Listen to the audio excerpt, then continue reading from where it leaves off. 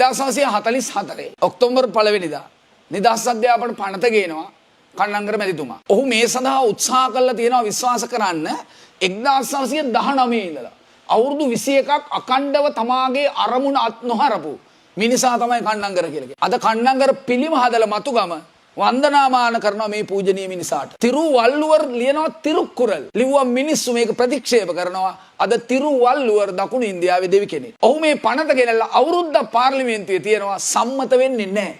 අපේ රටේ කාලකන්ණි ධනේශ්වරය මේ පනත සම්මත කරන එක නවත්තනවා.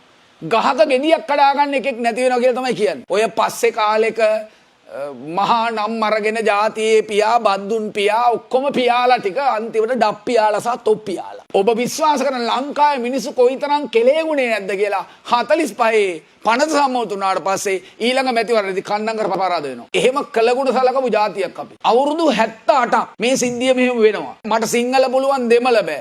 දෙමළ පුළුවන් කෙනාට සිංහල බෑ. මොකද්ද මේ හදව බෙදීම? මේකට උත්තරයක් එපාද? මම විශ්වාස කරනවා ඔය ලින්ක් එකක් වැරදුනා, ආය වචනයක් වැටුණා, ආයි ස්පිල්ලක් මේවා මොනවාද අනේ මේ හාල් වෙලා අතන මෙතන ඩස්බින් වෙච්ච දේශපාලඥයෝ නිකම් මේ හට් එකක් ගහගෙන කුලියට අරන් ගිහිල්ලා අපේ රටේ පිස්සු නැත්තම් බුද්ධිමත්ම මේ රටේ දරුවනි මේ ක්‍රමය වෙනස් වෙන්න ඕන. මේ අධ්‍යාපන මේ වනපොත් ක්‍රමය වෙනස් වෙන්න ඕන.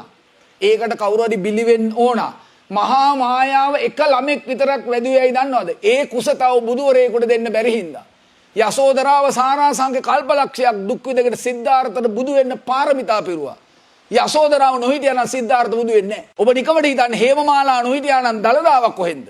සංගමිත්තාවක් නොහිටියා නම් ජයශ්‍රීමා බෝධියක් කොහෙන්ද? කාන්තාව ඒතරම් විශිෂ්ට පරිත්‍යාග කරපු අය. මම කියන්නේ මේ හරිනි කියන චරිතය අරගෙන ඈව ඝාතනය කිරීම නම් පුදුමාකාර අපරාධයක්. අනික ආචාර උපාධියක් තියෙන ඉගෙනගත්ත කෙනෙක්. මම මේක දේශපාලනය නෙමෙයි නියෝජනය කරන්නේ. මම මේ කතාව කියන්නේ. ඒ නිසා මම දන්නවා ඔබට දේශපාලන පෞද්ගලික මතයක් ඇති. මම කියන්නේ ගැහැණියක් වට කරගෙන මේ රටේ පරාජිත විකලාංග අබලුබල දේශපාලඥයෝ ටිකක් මේ නටන නාඩගමේ හැඩය. මහානාම හාමුදුරුවෝ ඒ කාලේ හිටපු රජුරුවන්ගෙන් අල්ලසක් අරගෙන ලියපු පච පොත මහවංශේ. ගල් පච තියෙන්නේ. නැත්තම් මේ අයියාගේ නංගී ඉතිහාසය අපිට පටවයි. අර විජේ වගේ දඩෝරියකින් අපි පැවතෙනවා කියන එකම මදිද අපිට කරපු අපහාසෙ. එතන මේ දාන්න එපා මේ ටික ඉතිහාස පොත අපි මාව ඉවර කරයි බුදු අම්මේ හරිනි versus ආනන්ද. ගෙදරවත්තේ කුරුදු තිබුණාට අපි කවුරුවත් කුරුදුවත් නෙමෙයි. ඔන්න ගොම් පහත් එක දාන්න කියලා තමයි නාගෙන ඉන්නේ අපි සැරටම. රටත් නාලා අපිත් නාලා. ඒ නාපු එක මේ අපේ අනුර සහෝදරයන්ට නාන්න වෙලා. අනුන් නාපුවනේ. අවුරුදු 78ක් විතර නාපු ටික මේ මිනිස්සයාටත් නාන්න වෙනවා කියන එක අහන්න දෙයක්.